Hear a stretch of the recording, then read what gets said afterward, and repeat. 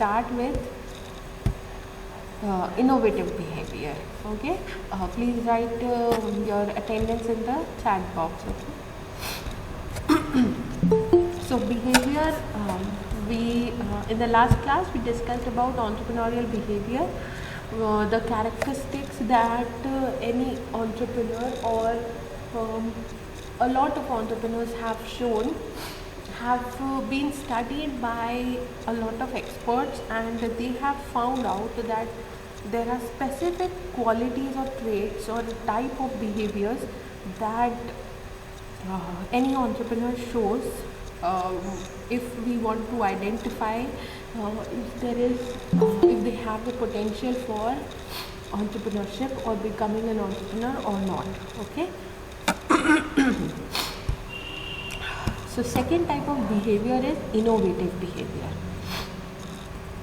There is another type of entrepreneurial behavior which is innovative and creative. Schumpeter described entrepreneurship as a force of creative destruction, whereby established ways of doing things are destroyed by creation of new and better ways of getting things done. Okay, so innovative behavior means Mr. Schumpeter, Professor Schumpeter has described innovative behavior as a characteristics known as creative destruction. Okay, so creative destruction is a very important activity that has to be a part of innovative behavior in an entrepreneur. What creative destruction means is that every entrepreneur who is innovative has to be ready to try and change the ways that things were done earlier and bring about new and better ways to do them. Okay, so creative destruction means we destroy the things that already existed or the old patterns or old ways of doing things and create new and better ways of doing them. Okay, so creative destruction is a very important part of innovative behavior. Then the entrepreneur seeks to reform or revolutionize the pattern of production by exploiting an invention. He produces new commodity or manufactures an old one in a new way. He opens up new sources of supply of material. So an entrepreneur basically is the one who reforms and revolutionizes. Now reforming means bringing about better changes. Okay, reforming means forming again. Okay, and revolutionizing the inventions whatever is being invented or bringing about new possibilities, new products, new ways of doing things. All these things are used and exploited. Exploited, now here we mean exploiting in a good way. Okay, and he produces new commodities or manufactures an old one in a new way. So when we were discussing about entrepreneur, what innovation means, I explained it to you all that innovation doesn't only mean that inventing new products or services. Innovation can mean creating the old product with a new sort of supply, raw material. Okay, like we took the example of classmate registers or classmate notebooks. These notebooks are made of paper. Okay, but the paper is produced by using sugarcane husks, not the raw kind of wood. So it protects the environment and uses or tries to recycle the waste of sugar canes. Okay, then producing producing products that were already being produced in other countries or other markets and selling it to a new market. Like some products were being sold only in say Australia, and I see that product and I learn from it and I try to produce that product in India. So I am introducing that already existing product to a new market. Okay. Now these things, screen was not visible. One second. I'll refresh it again.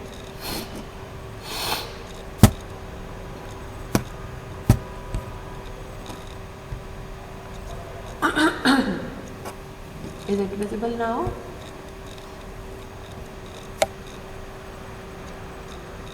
Okay. All right. So when we got independence, at the time, let's talk about before independence. Okay.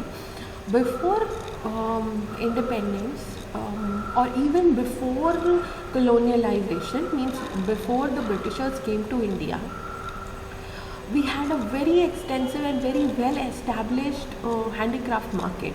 Okay, we had in handicraft industries, and we were very well selling them to other countries, and this gained a lot of fame for Indian producers of handicraft products. Okay. Now these products established India on the global market, okay, which helped us earn a lot of money from other countries. But when the Britishers came, what they did is, you may have studied this in class 12. What they did is they forced India into twofold deindustrialization. Okay, the term is twofold deindustrialization. Okay. Now, what this means is they deindustrialized our country in two steps. Okay, or in two, let's say twice the times that they could have deindustrialized us. Okay. Now what twofold means is, firstly, they killed our handicraft industries. Okay. So they killed our industries, they killed our producers, means they stopped helping, or they created so many barriers in front of our producers that they were not able to produce any more, okay, or produce freely or sell freely to the other countries. And then by killing our industries, what they did is they made India a producer of raw materials. Okay, they forced our farmers to produce crops that would help them produce products that they can sell in the entire world. Like they forced the farmers, or they told the farmers that if you produce cash crops, you will be paid more, like indigo, jute, cotton. All these things were produced in bigger quantities. And before that, what Indian agriculture looked like was that we produced whatever we needed. Okay, we produced to eat ourselves and to feed our country or neighbors. But when Britishers came, they forced the farmers to stop producing food grains and start producing raw materials. Now these raw materials are sold at lesser prices. Okay, whenever you compare raw materials to finished goods, obviously the raw material is cheaper and the finished product is expensive. Like we can take the example of flour and cake. Flour or maida, maida is cheaper as compared to cake, right? 1 kg of maida would cost a lot less than 1 kg of cake, right? So in the first step, what they did is they transformed India into a producer for raw materials. And in the second step, they created India to be a market for their finished products. They took all that cotton and all that raw material to England and produced finished goods or clothes or shirts made of that cotton and brought them back to India and sold them at higher prices. Okay, so this is what two-step deindustrialization means. This is what the entrepreneurs, this is what killed our country's manufacturing part. Okay, so production of what we did was, after independence we tried to start industries and stop people from importing goods from other countries. What we did is, this is the type of entrepreneurship that we did at the time of independence. We saw what was being imported from other countries and we replaced it with products that were produced in India. Now this activity is known as import substitution. Okay, you may have studied this import substitution in class 12 in economics. Alright, so import substitution is also known as innovation. Okay, then he opens up new sources of supply of raw material. You maybe earlier we were importing raw material for our product, and now we can get raw material from within the country, or we are starting to produce raw material for that product. Okay, so this is also innovation. Then new technique of production will also be innovation. New way of selling an existing product will also be innovation. Like traditional selling in the shop physically is also sale, and selling that same exact product online is also selling, right? But selling it online was innovation when it started. I also gave you the example of Ugao.com. Ugao.com is a website that sells plants online. Okay, so plants earlier were only being sold offline in nurseries. Okay, but Ugao.com and websites like Ugao.com started selling plants online as well. Okay, then Peter F. Drucker has also described this entrepreneurial role and behavior as one of gathering and using resources, but he added that resources to produce results must be allocated to opportunities rather than problems. Okay, so resources should be reallocated. He emphasized on the reallocation of resources, means we should invest resources in products or opportunities where we can get more returns, and invest less in places where we get lesser returns. In progressive opportunities not used to ensure administrative efficiency, entrepreneurship is a dynamic process of creating incremental wealth. So people, many economists or many experts have talked about innovation and have given separate thoughts about innovation. Okay, so innovative behavior is also important from the point of view of being an entrepreneur. Now, in sum, this entrepreneurial behavior points out the following things. First is, entrepreneurship is a powerful force challenging the order of society.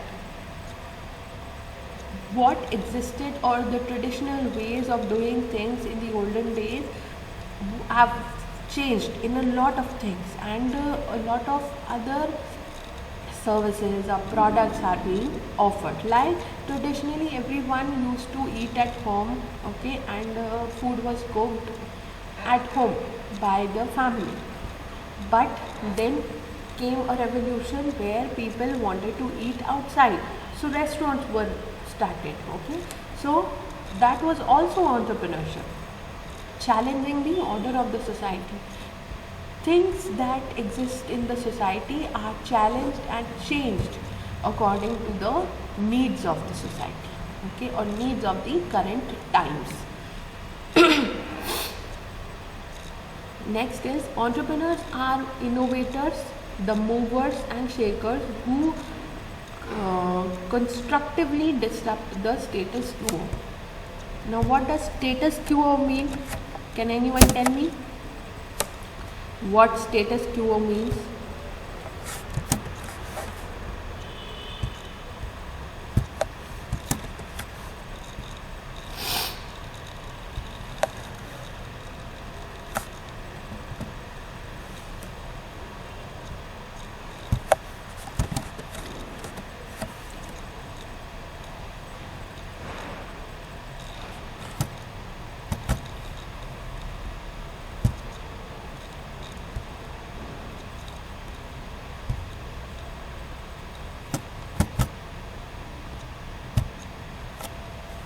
Who can tell me what status quo is supposed to mean?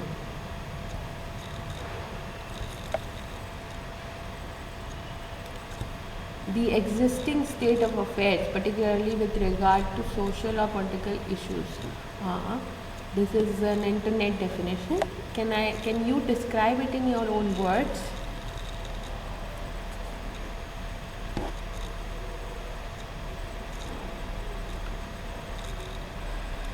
Again, screen is not visible. Why is it not visible? It's not visible to anyone?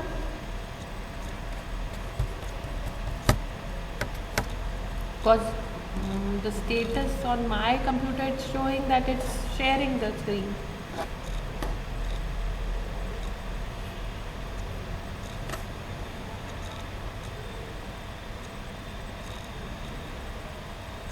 Okay, so what is status quo? I do not want the internet definition, okay? I know you can look it up.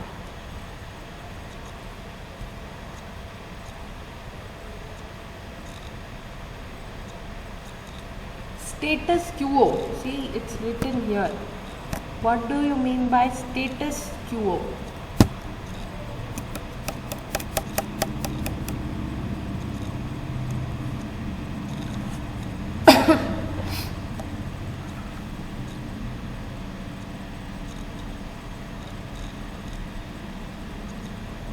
Asta has also written the definition. You can read this. See, the existing state of affairs means the current situation, the current or existing state, the current state of things. That is status quo. Yes, the current situation. Okay? So, entrepreneurs have the ability to change the status quo, means to change the current situation, alright, by innovating things or by changing things, bringing about constructive changes, that like we discussed, that they have the ability for creative destruction. So that is how they change the status quo. Then they incubate new ideas, have vision for growth, commitment to constructive change, persistence to gather necessary resources, and dedication to achieve unusual results. Okay, so what they do is they are incubators for new ideas. Okay, new ideas is also related to innovation. Now we discussed what innovation and creativity means. Innovation and creativity are similar. They both are related to having new ideas about something. Okay, but an innovator develops or creates the creative idea or the creative new idea into a physically existing tangible product or service. Okay, that is the difference between a creative person and an innovative person. Okay, so incubating new ideas, having vision for growth, means growing or moving forward, commitment to constructive change, persistence to gather necessary resources, and dedication to achieve unusual results, means taking risk and achieving the unachievable. Next is the behavior of the entrepreneur often differs from the role of the innovator.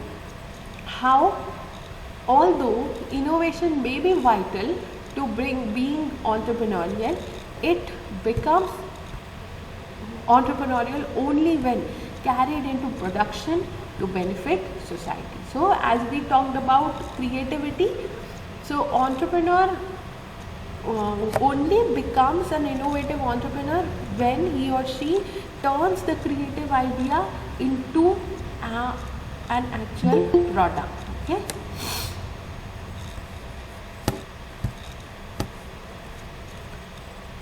And last point is they can transform society through innovation. They put economic development and society on a new course. Okay. So what do you mean by innovative behavior? We transform the society. We bring about new ideas. We bring about new change. Bring about innovative production techniques or products and services. We change the existing situation or scenario, and we challenge the order of the society. Okay.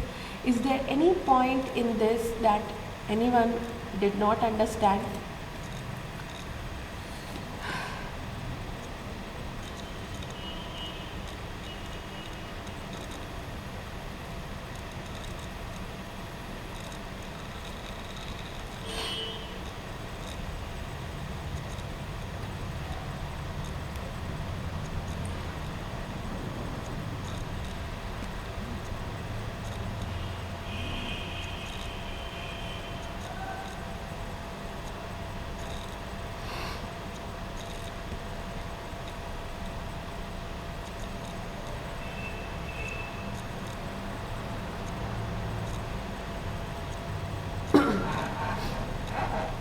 Oh, all right. So we'll stop here. Okay.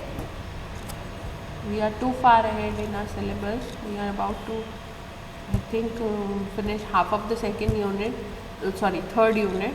Okay. So we'll stop here. We'll continue with the next in the next class. All right. If you have any questions about anything, you can ask now.